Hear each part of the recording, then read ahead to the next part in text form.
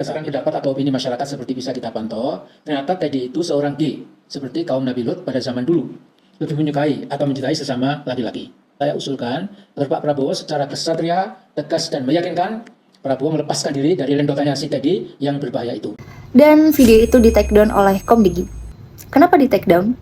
Pada Jumat kemarin, Menteri Komdigi Mutia Hafid menyatakan bahwa video Amin Rais tersebut mengandung ujaran kebencian, fitnah, dan hoax. Tapi sebelum kita bahas ketindakan yang diambil oleh Komdigi, mari kita bahas isi videonya terlebih dahulu. Dalam video tersebut, Amin Rais meminta agar Teddy Indrawijaya dicopot dari jabatannya sebagai sekretaris kabinet. Sayangnya, alasan Amin Rais meminta agar Teddy dicopot dari jabatannya bukan karena kritiknya terhadap Teddy sebagai seorang pejabat publik, melainkan karena ada tuduhan bahwa Teddy merupakan seorang lelaki homoseksual. Dan pernyataan yang dilontarkan Amin Rais sendiri ini sebenarnya sudah banyak banget ya berkeliaran di media sosial. Kita bisa melihat bahwa banyak sekali label dan tuduhan yang disematkan seperti Teddy Boti, Teddy gay, belum lagi kayak kok bisa sih sekarang LGBT duduk di kursi pemerintahan dan lain sebagainya. Sebenarnya ejekan-ejekan soal homoseksual yang dilekatkan kepada Teddy itu pada akhirnya hanya memperkuat budaya homofobia yang sudah mengakar dan juga menambah kerentanan kepada kelompok queer. Masalahnya Teddy ini berada di lingkar kekuasaan, dia punya power, kalaupun dia dituduh ataupun di stigma macam-macam sama orang-orang,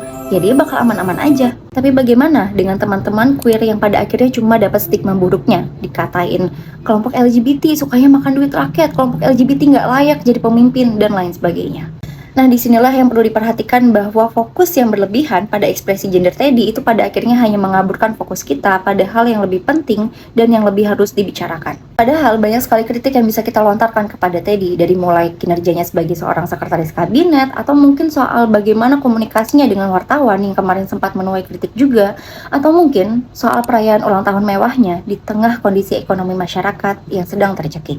Kemudian, beberapa hari setelah videonya rilis, Komdigi men-take down video tersebut.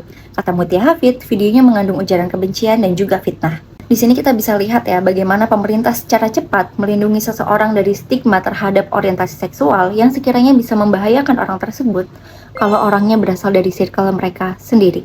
Kenapa aku bilang gitu? Karena sebenarnya udah banyak banget kasus ujaran kebencian yang dilontarkan para homofobia ke teman-teman queer yang bahkan udah bukan ujaran kebencian lagi, tapi ancaman pembunuhan. Contohnya kayak kemunculan advokat anti-boti, gay hunter, yang mereka tuh mengajak orang-orang untuk ngeludahin, mukulin, bahkan membunuh teman-teman queer yang mereka temui. Dan apakah ada tindakan dari Komdigi atau pemerintah untuk melindungi teman-teman queer? Kalian tahu sendiri jawabannya. Karena itu yang perlu kita jaga adalah fokus pada isu publik terkait posisi Teddy sebagai pejabat dan bagaimana dia berada di lingkar kekuasaan yang seharusnya kita mintai pertanggungjawabannya. Kritik harus diarahkan kepada hal yang substantif, misal tindakan, kebijakan, dan juga dampaknya. Menyeret isu soal homoseksual untuk mengkritik kinerja Teddy yang memang buruk itu hanya akan memperkuat stigma dan merugikan kelompok queer yang selama ini telah ditindas oleh lingkar kekuasaan negara.